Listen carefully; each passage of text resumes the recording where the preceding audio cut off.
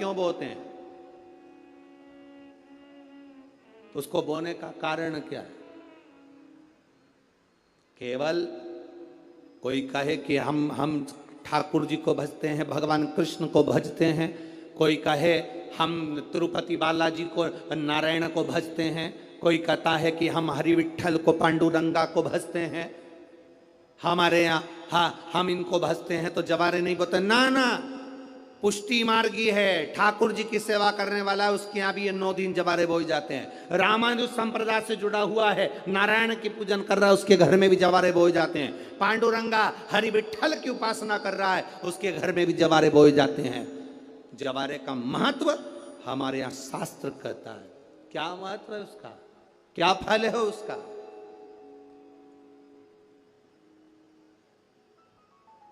महाराज, जब देवी माता ने दुर्गा भवानी को पंचायत में बुलाया गया, शिव पंचायत में मां दुर्गा बैठी हुई है, और शिव पंचायत में जब दुर्गा भवानी बैठी, उपद्रवियों ने उपद्रव मचाया, अहंकारियों ने अहंकार मचाया, असुरों ने, राक्षसों ने हाहाकार मचाना प्रारंभ करा। तब उस समय पर देवाधिदेव महादेव माता पार्वती को देखकर, दुर्गा भवानी को देखकर मुस्कुरा रहे थे। केवल शिव मुस्कुरा रहे हैं, पार्वती को देखकर, दुर्गा भवानी को देखकर, मां जगत जननी को देखकर केवल मुस्कुरा रहे। तब देवता सूर्य नारायण ने भगवान शिव जी को देखकर हाथ जोड़कर प्रार्थना करी। भास्कर देव बोले, सूर्य नारायण बोले, बाबा मेरे मन के संशय को मिटा दीजिए। शिव जी ने पूछा क्या काम है? बोलो क्या चाहते हो? शंकर भगवान से सूर्य देव, भास्कर देव कहते हैं, प्रभु आपके मुस्कुराने का कारण क्या? भारत की भूमि पर जितनी जगह पर भी आप लोग कथा सुन रहे हो, आस्था चैनल पर, फेसबुक, यूट्यूब पर जितने लोग कथा सुन रहे हो, बड़े ध्यान से सुनना कि जवारे क्यों बोए जाते हैं। नवरात्रि में जवारे की महत्वता क्यों होती है, क्यों बोया जाता है, मिट्टी में गेहूं डालकर क्यों उत्पन्न किया जाता है, उसकी महत्वता क्या है? सूर्य नारायण पूछ रहे हैं भगवान देवाधिदेव महादेव से, आप दुर्गा भवानी को देखकर मुस्कुराए, आप हंसे हैं, आपके चेहरे पर प्रसन्नता आई है, कारण क्या? और महाराज देवाधिदेव महादेव ने कहा, यहां भगवान विष्णु, गणेश जी, भास्कर देव, आप सब बैठे हो। असुरों ने आक्रमण कर दिया, असुरों ने आक्रमण करा है, और वह असुर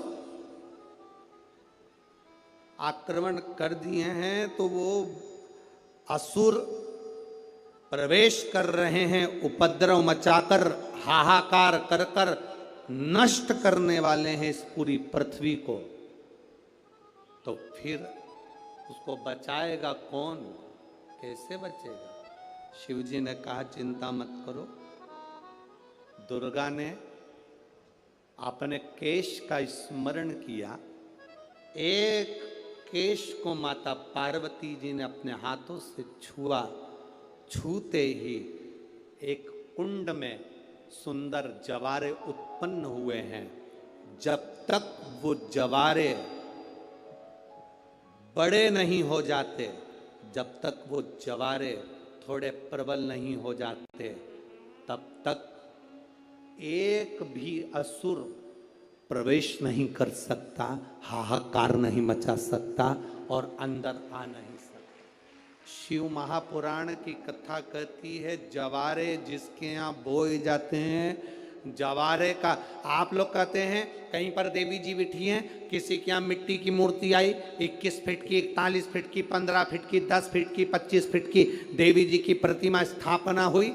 लोग कहते हैं हम देवी जी का दर्शन करने जा रहे हैं, दुर्गा जी का दर्शन करने जा रहे हैं। शिव महापुराण की कथा कहती है वो दुर्गा जी का दर्शन नहीं, देवी का दर्शन नहीं, नवरात्रि में जहां जवारे बोए जाते हैं वहां मात्र आप पांव रखते हैं तो अपने घर में से क्लेश दूर हट जाता है, अहंकार दूर हट जाता है, अभिमतता दूर हट जाती है, तकलीफें दूर हट जाती है।